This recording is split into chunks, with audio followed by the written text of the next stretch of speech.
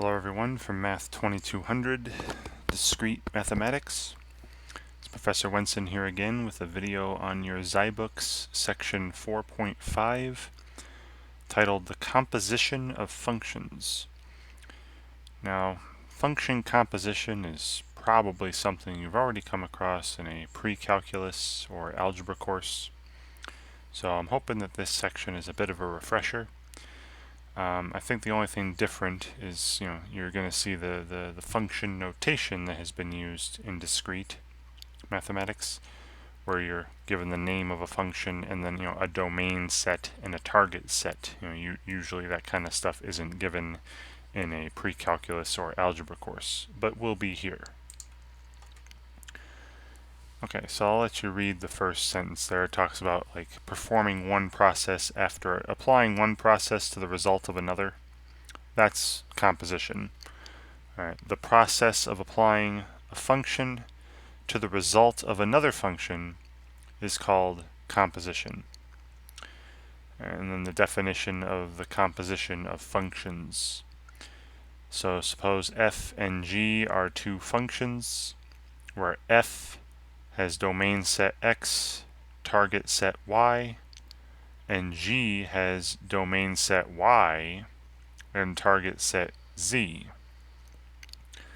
The composition of g with f, denoted by g and then this little circle for composition with f, g composed with f, or sometimes just g of f, you might hear said, g of f, is the function g composed with f, and the domain set is x, which is the domain set of f.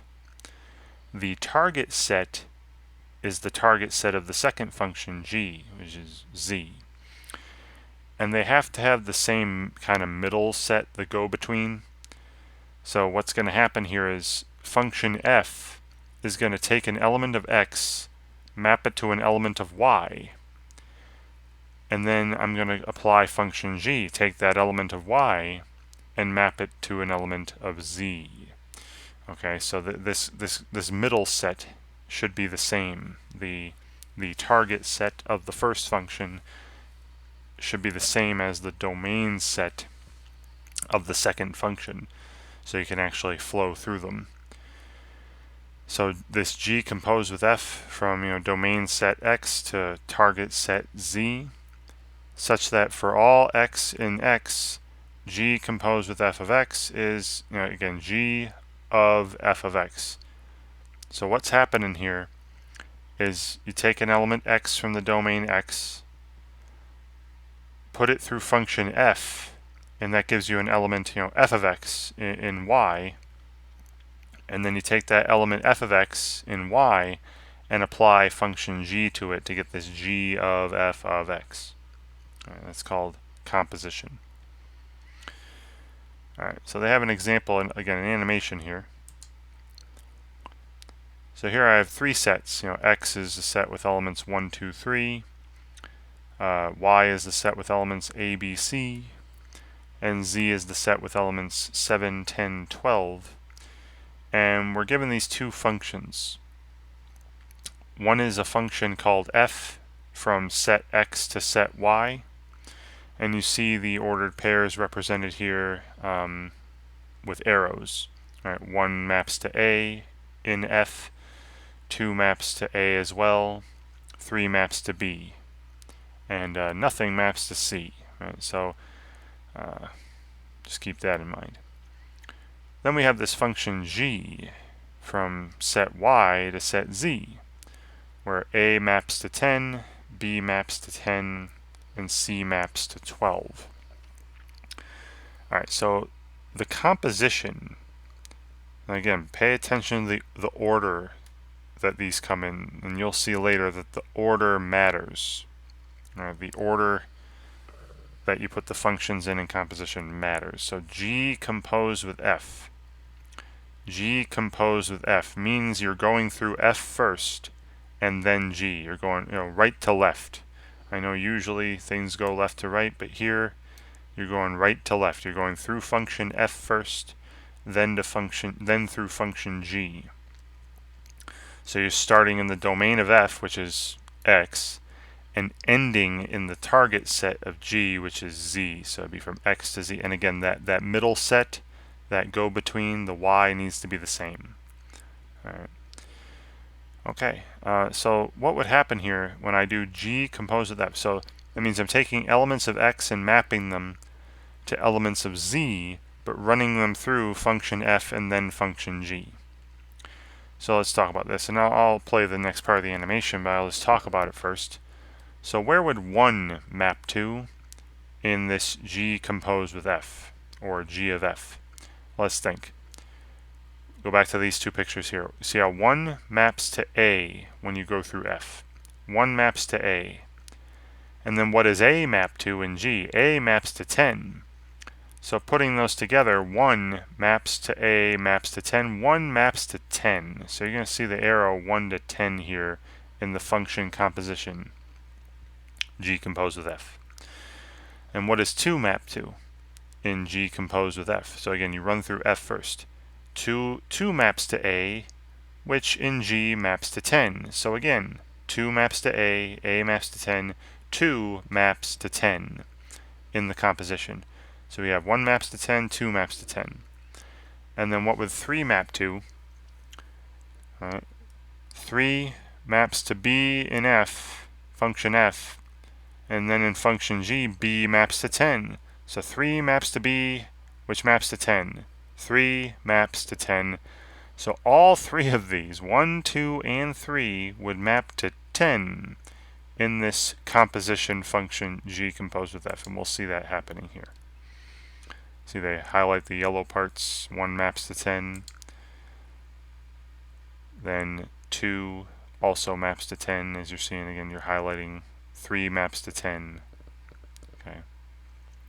And wonderful. So again, you're just it's just applying a function to the result of another function. That's all you're doing. All right. Now again, I mentioned this a second ago. Generally, the order in which the functions are applied is important. Right?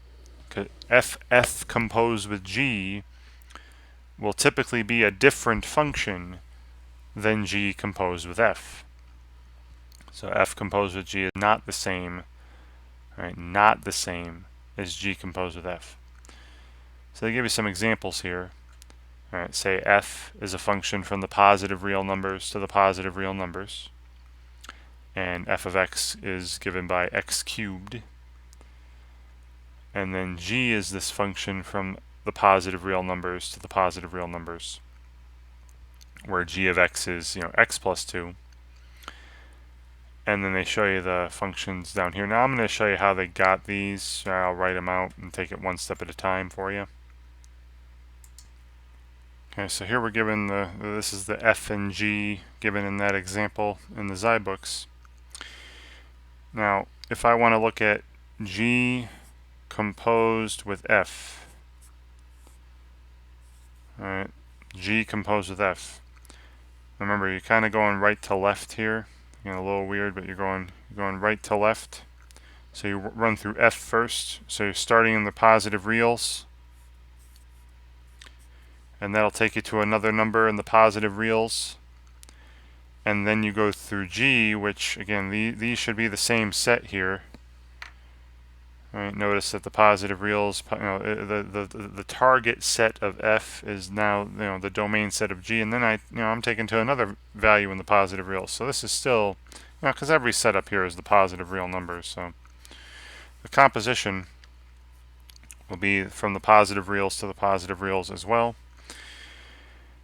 And how do I work it? What's the rule look like? G composed with f of x. Now, as mentioned earlier, this could also be written this way. This is g of f of x. Right. So first you apply. Now you take this number x from the positive reals and apply function f first. So I apply f first. So this is, what is f of x? What does f of x give me? It gives me x cubed. And then I take this output here, this x cubed, and apply the next function to that. Apply g to x cubed. All right, hopefully you remember how functions work, function notation. What did g do to an input? It took that input and then added 2. So again, just go through the rule for g now and replace all the x's with, x cubed. So g of x cubed is x cubed plus 2. Okay, so here's the rule for the function g composed with f. Right? It takes a positive real number x and maps it to another positive real number x cubed plus 2. Right. Now the other way around, right, g composed with f I just did would be f composed with g. And again, since all these sets up here are the positive real numbers, here I'm going through g first and then through f, and right to left. This will still be a set where the domain is the positive real numbers and the target is the positive real numbers. Again, nothing really much to worry about since all of those up there are the positive real numbers. All right, now how about the rule for it? Maybe I should separate these. Now the rule for it, what is f composed with g? What does this new function do to an input x? All right, so like before, I can rewrite this with it's a lot of parentheses, sure, but this is the same as f of g of x. All right, f composed with g of x. All right, so this time I'm doing g of x first, right? I'm taking a number, a positive real number x, and running it through function g first. Okay, so then what is this output, right? Inside the parentheses here. Now g of x we're given. G of x is x plus 2. And then I apply the next function to that output. Right? I take what's f of this x plus 2.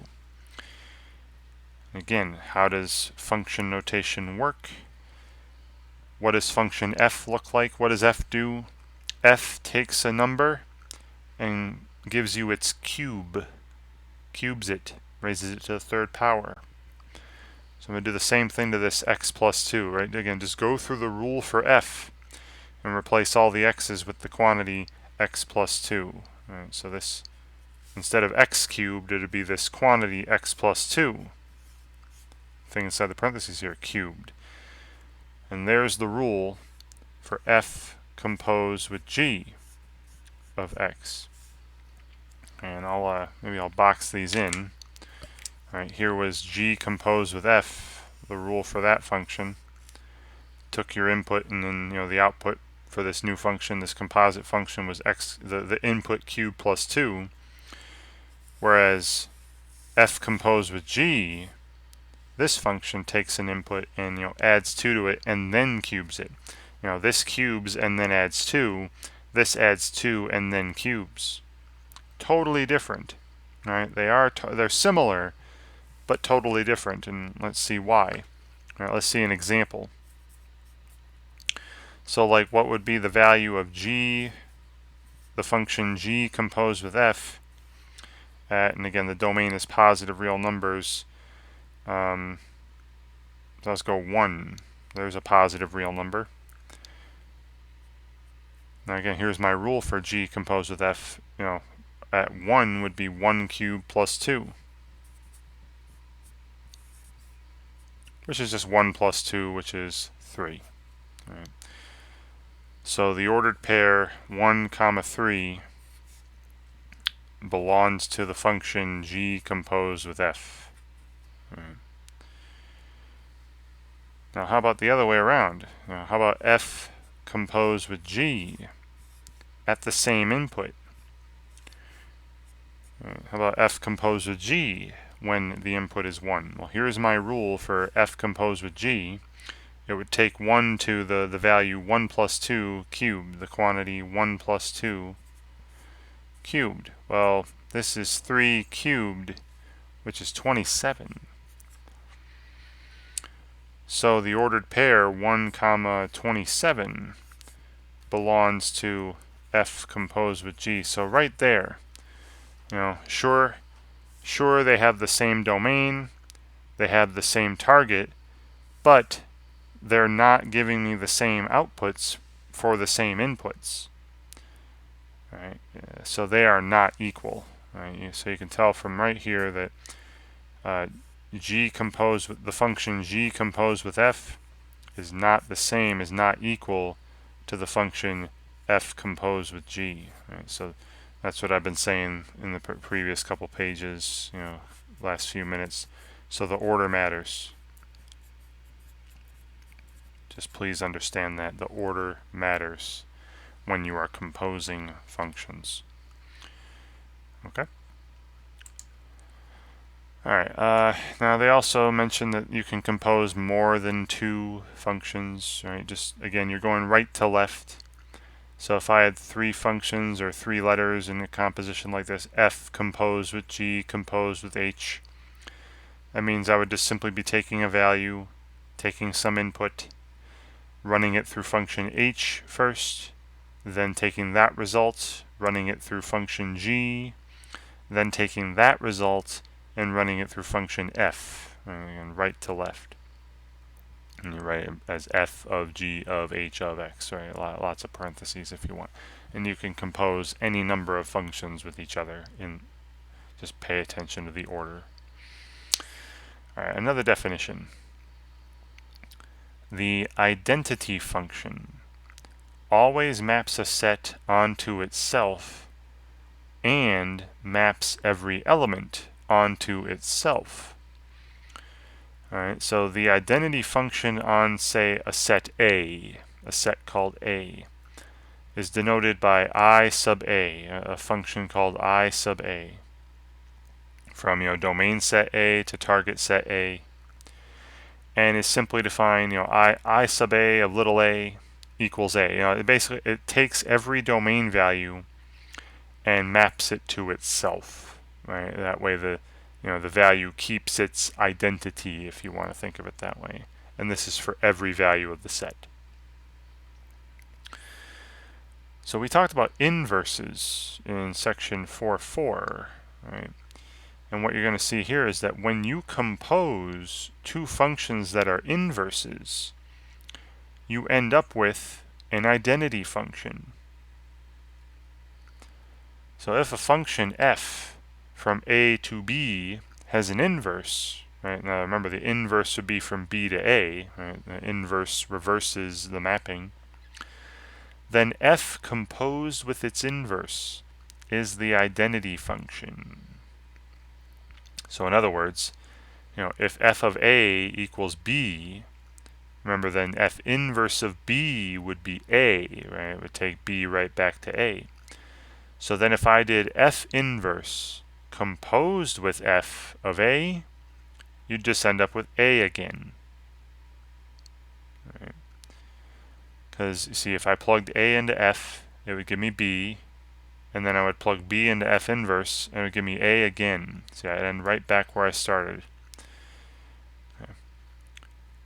So, and here they should probably have this in a box or something. This is important right here. The composition of inverses. So if f is a function from a to b, and it's a bijection, right? Remember from last section, only functions that are bijections, both one-to-one and onto, only those kinds of functions have inverses that are also functions, well-defined functions. So if f is a function from a to b, and it's a bijection, then its inverse exists, its inverse is well-defined, and you can compose them if you wish to get an identity, one of these identity functions. Now, again, the order matters. If you compose f inverse with f, you'd get the identity function on set A, right? Every element of set A would be sent to set A, the same element of set A. If you compose in the other order, right, F composed with F inverse, that would be the identity function on set B. Right? It would take every element of set B and send it to itself. Right. And they give you, in some examples here, I'll play the animation. So X is this set 1, 2, 3. Y is this set with elements R, S, and T. And look, we're given this function F here in purple. F from set X to set Y, and notice it is a bijection, right? It's 1-to-1 and onto, 1-to-1 correspondence. 1 goes to S, 2 goes to T, 3 goes to R. All right, well then if I just reverse this, which they do here, you get the inverse, right? The inverse of F would be from set Y to set X, so from RST to 1, 2, 3, and just reverse these. So, 3 goes to R, so R goes to 3 in F inverse. 1 goes to S, so S goes to 1 in F inverse. 2 goes to T, so T goes to 2 in F inverse. It just reverses everything. So when I compose them, right, when I do F inverse compose with F, remember that means that you go through F first, then F inverse. 1 goes to S goes to 1, so 1 goes to 1. 2 goes to T, which goes to 2, 2 goes to 2. 3 goes to R, which goes to 3, 3 goes to 3. You get the identity function on the set X, that I sub X, which they're showing here. 1 goes to 1. Right. 2 goes to 2. 3 goes to 3.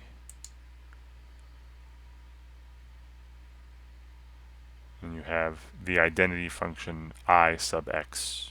Right. Every element of X is sent to the same element of set X with this composition. And then they just do the other order. Right. If I do F inverse compose with F, right, they're just drawing this, they're just switching these pictures. You get the identity function on set Y. R goes to R, S goes to S, T goes to T. Right, but this will always happen when you compose inverses. You'll end up with one of these identity functions. All right. So let's look here now. Again, I'll just do some. I'll do an example of some of these on paper. Okay. So we're given these functions from the activity F, G, and H, and they mentioned that the domain and target of all of them was the real number, so I wrote that stuff out on the left there. I'll just do a couple of these. Right? Well, a few. Right, so some examples. So what's the value of F composed with G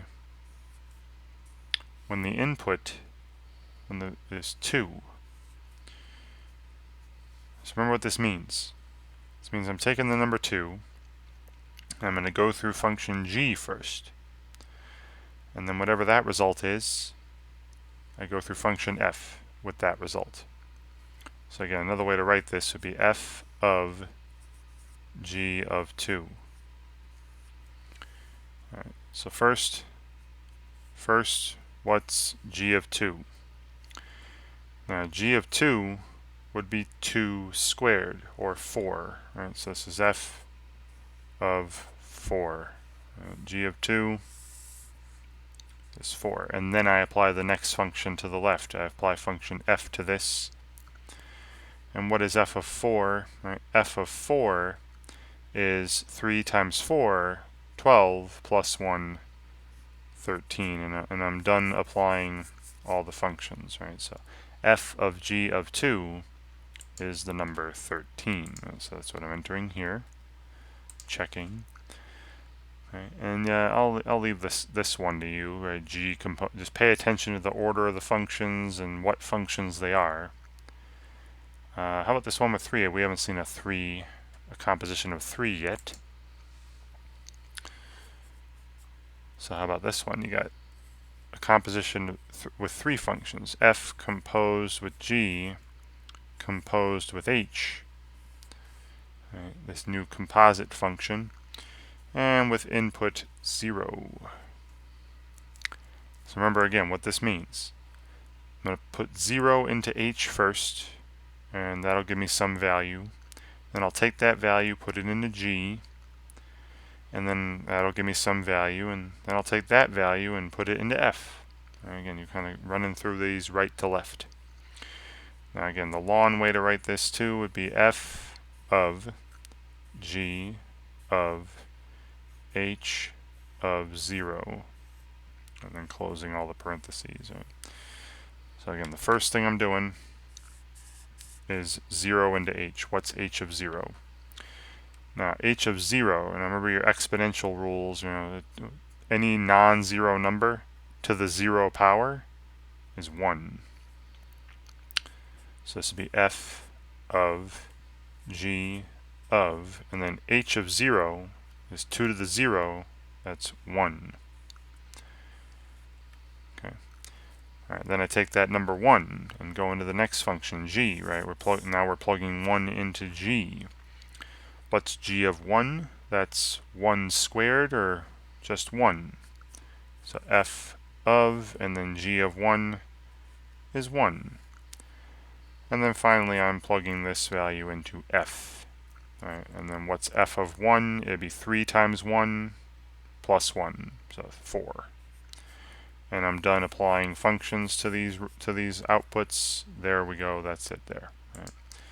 So f of g of h of 0 is 4. And then this one here is simple enough. I've mentioned to you already, right? When you compose inverses, this animation I showed you, this stuff up here, when you compose inverses, you're getting an identity function. So that means 17 should map to 17 if you compose inverses and apply it. So this should just simply be 17. Okay. All right, then you have a challenge activity. Again, there are 5 of these. I'll do a first couple. I'll just say them out loud, though. All right, so this is f composed with g with an input of 0. So I put 0 into g, which would give me 6, right? 0 plus 6. And then I take the number 6 and put it into the next function, f. f of 6 should be 5 times 6, or 30. Okay. And I believe this is all you're doing. Okay, hey, remember this notation. This is the ceiling. Right? Remember the section earlier in the chapter? We had the floor and ceiling functions. This is f composed with g of 3. So 3 goes into g. And it's giving me 3 squared, 9, right? Then that 9 goes into f. So I have the f of 9, that's the ceiling of 9/5. Now 9/5 is 1.8. The ceiling of 1.8 is, the next integer up. That's 2.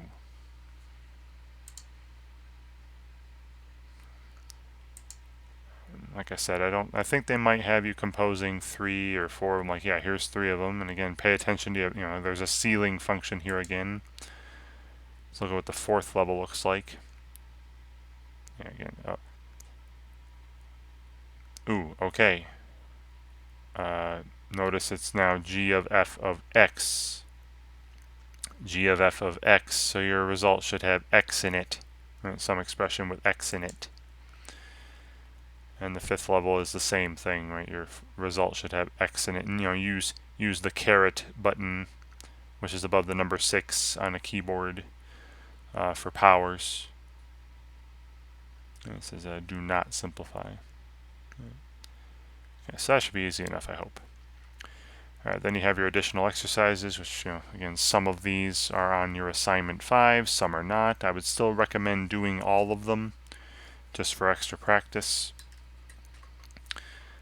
And there are solutions here you can look at, to check to see how you're doing. But please, only look at the solutions to check yourself. Don't just copy them. You're not going to learn anything if you just copy the solutions. Try to work them out beforehand and then look at the solutions. And that's it for this section 4.5. Hopefully my video here is a good guide for you when you work on it on your own. And of course, if you have any questions, just send them to me in Canvas. And thank you very much for watching.